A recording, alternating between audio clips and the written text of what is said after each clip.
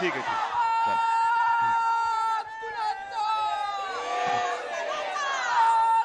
चल चल उपस्थित सर्व शिवसैनिक आणि महाविकास आघाडीच्या कार्यकर्ते बांधवांनो, भगिनी आणि मातांनो, आज अजून मला 4 ठिकाणी जायचंय. काल आपली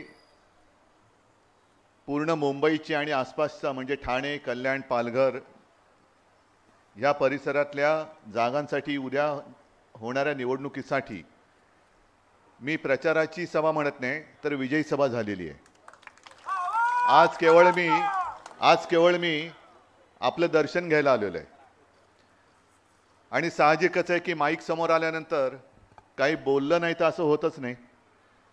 संजय राऊत जे आता बोलले ते खरं आहे की एका जिद्दीने ही ईशान्य मुंबई आपण मागून घेतलेली आहे. कारण नुसतं गद्दारांच्या पालख्या किती काळ व्हायच्या, हरामखोरांच्या पालख्या किती काळ व्हायच्या. आजपर्यंत आम्ही तुम्हाला पालखीत बसून मिरवलं, ज्यांना पालखीत बसून मिरवलं ते दिल्लीला गेले, पण आपल्या शिवसेनेवरती त्यांनी घात केला. शिवसेना संपवायला निघाले, म्हणून त्यांना राजकारणात आता आपल्याला संपवावंच लागेल आणि ते संपवण्यासाठी मी इकडे आलेलो आहे. मला आत्ता आपले उमेदवार सांगत होते की काल आपल्या शिवसैनिकांनी जी काही धाड टाकली त्याच्यामध्ये आपल्याच महिलांना आणि कार्यकर्त्यांना पकडलं आणि बेदम मारहाण केली. मला त्या पोलिसांची नावं पाहिजेत. बघतो मी पुढे काय करायचं ते. मला पोलिसांची नावं पाहिजेत. आणि पोलिसांना सुद्धा सांगतोय की तुम्ही भाजपचे किंवा फडणवीसचे नोकर नाही आहात. तुम्ही जनतेचे सेवक आहात, मित्र आहात. हे सरकार तर जाते नक्कीच. उद्या आमचं सरकार आल्यानंतर तुमचं काय करायचं तो निर्णय मी घेतल्याशिवाय राहणार नाही. हा पोलिसांना मी जाहीर इशारा देतोय. जाहीर इशारा, कोणी असू दे. लोकशाही समोर आणि जनतेसमोर तुमची मस्ती आम्ही खपून घेणार नाही, अजिबात नाही. आणि ज्यांनी माझ्या महिला कार्यकर्त्यांवरती नेभळट पोलिसांनी हात उगारलेला आहे त्या हाताचं काय करायचं हे उद्या सरकार आल्यानंतर मी बघून घेतो. हा इशारा मी पोलिसांना देतोय.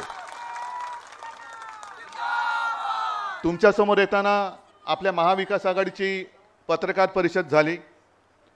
काल आपले मोदीजी येऊन गेले शिवतीर्थावरती, शिवाजी पार्कवरती.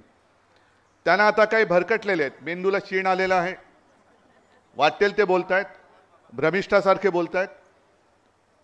मला नकली संतान म्हणतायत, शिवसेनेला नकली सेना म्हणतायत, कधी काँग्रेसच्या जाहीरनाम्याला मुसलमानांचा जाहीरनामा म्हणतायत. काल तर त्यांनी कहर केला. काल ते म्हणाले हा माओवादी जाहीरनामा आहे. अहो, तुमचा हा निवडणूक रोख्यातनं खाल्लेला पैसा तो बघितल्यानंतर तुमचा जाहीरनामा हा खाओवादी आहे. जिकडे जाल तिकडे खाल. सगळे कॉन्ट्रॅक्टरची पैदास आणि कॉन्ट्रॅक्टरची दिवाळी साजरी होते. मुंबईला ज्या पद्धतीने तुम्ही लुटता आहात आणि लुटलेला आहे, पहिल्या प्रथम आपलं सरकार आल्यानंतर ह्या मुंबई आणि महाराष्ट्राच्या लुटारून आम्ही तडीपार केल्याशिवाय राहणार नाही. हे मुंबई आणि महाराष्ट्राचे लुटारू आहेत. छत्रपती शिवाजी महाराजांनी सुरत लुटली होती. सुरतेचे 2 जण छत्रपतींचा महाराष्ट्र लुटतायत. आणि तो बघून सुद्धा न बघितल्यासारखे त्यांची सुपारी वाजवणारी जी लोक आहेत, इधर से उधर से, हे सुपारीबाज आहेत. आणि ते असं म्हणतात की हे मुसलमान आता मुसलमानांची भीती दाखवत आहेत. मग इधर से उधर से आणि भाडेसे आहेत. त्यांना बरोबर घेतल्यानंतर मोदीजी आमच्यासोबत मुसलमान येतात म्हणून तुमच्या पोटात दुखतंय. मग तुम्ही ज्यांना बरोबर घेतलेत त्यांच्यामुळे उत्तर भारतीय आणि जैन जे आहेत त्यांचं काय होणार आहे? ते हिंदू नाही आहेत का? मग त्यांच्यावरती साध्या लोकांवरती दगड मारणारी लोक हे तुम्ही सोबत घेतलेत, त्यांचं काय होणार? कारण तुम्ही त्यांचं रक्षण करू शकत नाही. अगदी कल्याणमध्ये सुद्धा भाजपचा आमदार गणपत गायकवाड त्यांनी अनेकदा त्यांच्या वरिष्ठांकडे, म्हणजे फडतुनवीस जे आहेत, फडतूस काय ते आता शब्द, माझी जीभ थोडी जीभ अडकते माझी, फडतूस नवीस नाही फडणवीस.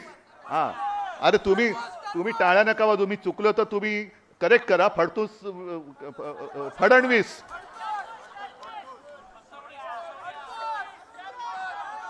त्यांच्याकडे गणपत गायकवाडनी तक्रार केली होती, तरी सुद्धा ते त्याला वाचवू शकले नाहीत. शेवटी उद्वेगाने त्याला पोलीस स्टेशनमध्ये गोळीबार करावा लागला आणि ज्यांच्याबद्दल तक्रार होती त्यांना मोदी मांडीवरती घेऊन फिरतायत आणि ज्यांचा आमदार म्हणजे भाजपचा आमदार तुरुंगामध्ये आहे आणि ज्यांच्यामुळे तुरुंगात गेला, ज्यांनी सांगितलं की यांच्याकडे म्हणजे मिंध्याकडे राज्य राहिलं तर महाराष्ट्रामध्ये गुंडाराज येईल, ते फिरतायत आणि त्या घटनाबाह्य मुख्यमंत्र्याला बरोबर घेऊन घटनाबाह्य सरकारसोबत देशाचे प्रधानमंत्री फिरतायत.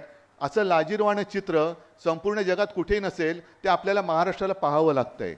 आणि म्हणूनच बाकी किती कोणी येऊ द्या, यांना आता पराभवाचं भूत समोर दिसायला लागलेलं आहे. म्हणून राम राम राम राम तर करतातच आहेत, पण ज्यांच्यामुळे पराभव होणार आहे त्यात तुमच्या सगळ्यांच्या ताकदीमुळे उद्धव ठाकरेची भीती वाटते त्यांना. म्हणजे आता फक्त रणगाडे, रॉकेट्स, अणुबॉम्ब असं आणायचं बाकी राहिलेलं आहे उद्धव ठाकरेला संपवायचं. म्हणजे मोदीजी सगळे सांगत होते की मैं अकेला सब पे भारी नहीं, आता म्हणतात मैं अकेला बेचारा, देखो सब लोग मुझे खत्म करने के लिए आए हैं. अरे मोदीजी सर्वशक्तिमान तुम्ही, विश्वगुरु तुम्ही, आणि तुम्हाला उद्धव ठाकरेची भीती वाटते. कसली शक्ती तुमची? आम्ही जातोय सगळ्यांना देशभक्त म्हणून पुढे जातो. काल हेच फडणवीस म्हणाले की यांना हिंदू शब्द सोडला. मी हिंदुत्व सोडलं नाही, मी भाजपला सोडले, लाथ मारले भाजपला, मी हिंदुत्वाला नाही सोडलेलं. पण जे आपल्या शिवसेना प्रमुखांचं एक वाक्य, जमलेल्या माझ्या तमाम हिंदू बांधवांनो, भगिनींनो आणि मातांनो, हे काय मी सोडलेलं नाही.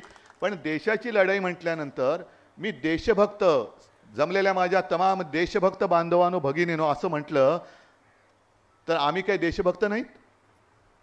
देशभक्त आहोत ना.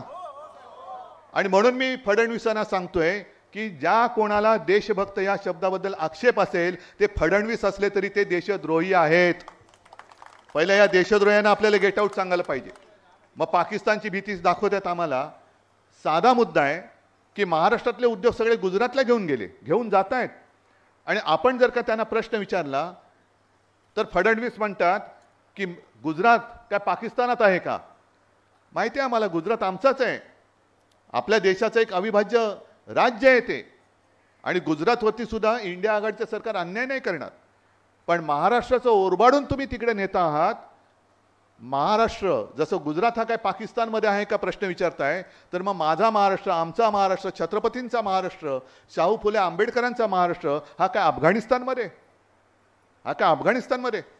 आणि म्हणून मी माझ्या कालच्या सभेत म्हटलं की शाहू फुले आंबेडकरांचा हा महाराष्ट्र मी शहा, मोदी आणि अदानींचा होऊ देणार नाही, अजिबात होऊ देणार नाही. आणि जे इकडे आमच्याशी मस्तीत वागतील त्यांची मस्ती कशी जिरवायची हे आमच्या सगळ्या सैनिकांना, मर्द शिवसैनिकांना चांगलं माहिती आहे. म्हणून मी फडणवीसांना सुद्धा सांगतोय की काल जसं शिवसैनिकांनी ढाल टाकली त्याबरोबर तुम्ही पाय लावत पळत आला तिकडे आणि माझ्या सैनिकांवरती तुम्ही गुन्हे दाखल केलेत, महिलांवरती हात उगारलात, हे तुमचं हिंदुत्व दळभद्री. ही अशी नीच सडलेली मानसिकतेची जी माणसं आहेत त्यांना आता सत्तेतून तडीपार आपल्याला करावंच लागेल.